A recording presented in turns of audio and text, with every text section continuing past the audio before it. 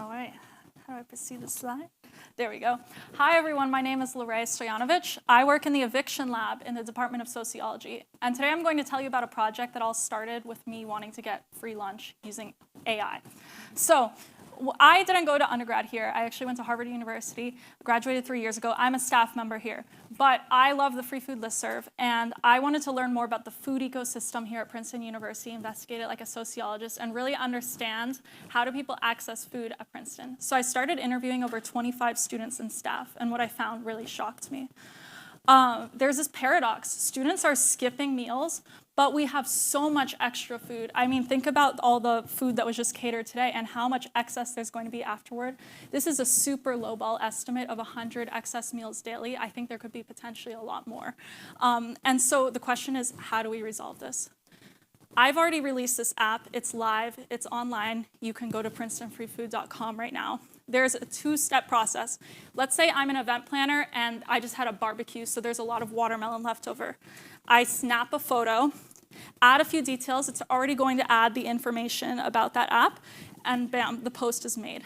Under the surface, I have this LLM that's taking all the natural text you wrote. It's looking at the image. It's adding it to a database. Data is my jam, and it labels everything. So then what happens is on this end, as the user, I've subscribed to alerts. I get a text, free food, 3 minutes ago, the kind of food that you want. You go on the website, and you can instantly see it. That's the basic concept.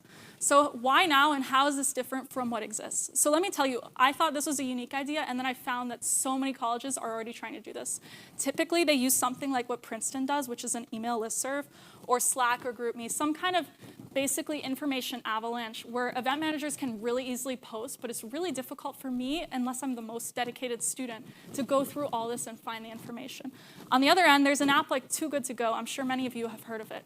If you open that app here in Princeton, there's only one place that posts food, and that is Maman Bakery, and they have 3 surprise bags a day. It's just a few croissants. I've gotten it before. So the idea is it's really difficult to get enough data on your platform if you make it too difficult to post.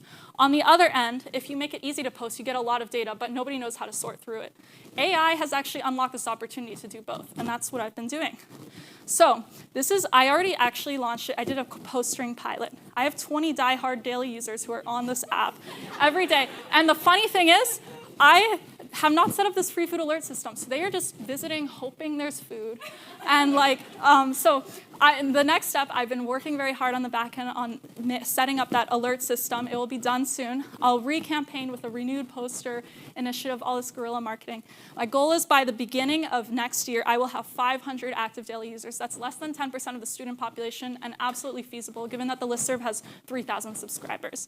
Then I am going to instantly scale because this is a model that is ultimately scalable. It's a hyper-local specific platform, but this can be scaled to universities across the country, especially in dense metro areas.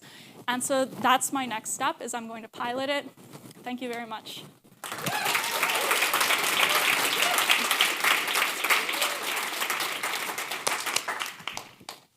So I have a question, probably because it's about free food.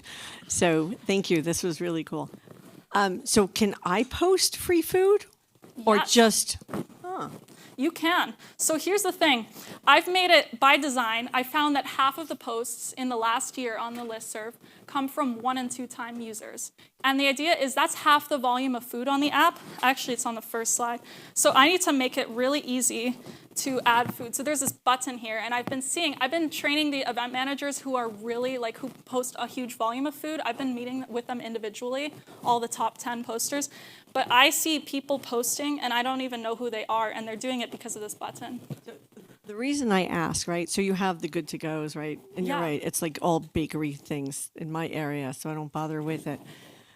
I think I'm concerned, have you spoken to anyone from legal about this to say, hey, if someone's putting food, just like they have these community fridges out in different areas, how does someone get around that? Because I know a lot of people don't want to send their food back, like, oh, they didn't cook it well. I wanted it well done. They did a little bit too rare. They don't want to send it back because they're afraid someone's going to spit on it. Yeah. How do you deal with that? I mean, that is a great question. I absolutely want to take advantage of the Keller Center resources and see if I can get someone to help me with a liability issue. I have incorporated it as an LLC to hopefully limit my liability. Hopefully, I mean, that would be a terrible situation if there is food poisoning. I'm also working on having the model look at the food type and like remove it more quickly. A lot of times the event planners will even, a lot of them care a lot about the safety, so they'll even put on a time limit and say when the food appeared. These are some other strategies I can do to mitigate risk, but absolutely it's a concern. Lorae, is your goal to monetize this anyway, to keep it free? If so, who is the ultimate both user and customer? So in terms of expansion, I see two avenues for monetization. The first one is Princeton is a very dense campus. There's lots of posts per day, and people, I hope, will be checking this app habitually. And with that, then you can invite local restaurants and stores, kind of like Too Good To Go. But the problem with Too Good To Go is they don't have enough users in the current moment that somebody can post instantly and get people to come get the food. But if I can tell a business I have 500 users per day, you can post the food and have a fire sale and sell that instantly. That would be a great value prop for the business, especially since these students that I've been interviewing, they want free and low-cost food, but they still do go to these stores on a regular basis and buy it. So this would actually drive traffic to the businesses that are lesser known among Princeton students. And that actually already happens with one store here. It's called Maruichi. Every day at 8:30, they have a fire sale. Like they discount the food by half price, and like students really swarm there. And I think they do it because they know about it.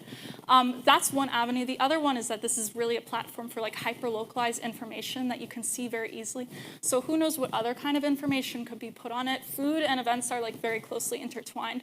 So that's one other avenue, and I'm going to let kind of this launch and the continuing usership dictate my path. Comment and a question. First, there are food apps out there that you can take a picture of food and it'll give you calorie count and nutritional value. So I don't know if you've built that into your app at all. And the question is, what happens if I walk by outside and say, look at all these sandwiches, and I snap a food and say, free food, and it's not? That has been an issue before at Princeton. What the nice thing about using Princeton as a lab for this is that this is a very high trust, close-knit community. And these bad actors are very infrequent here. And that lets me kind of iron out the kinks before I unleash this on a wider population where people are doing things that I don't want them to do on the platform. So that's my answer to that. Princeton people are nice and won't steal your food? Well, I'm also the notification. I'm setting up right now. Anyone can post, and people have not been abusing it. I am working on the like authentication and the login system. So then I will put posting behind a login, and people cannot post if they've done bad posts in the past. Don't let the rugby team on.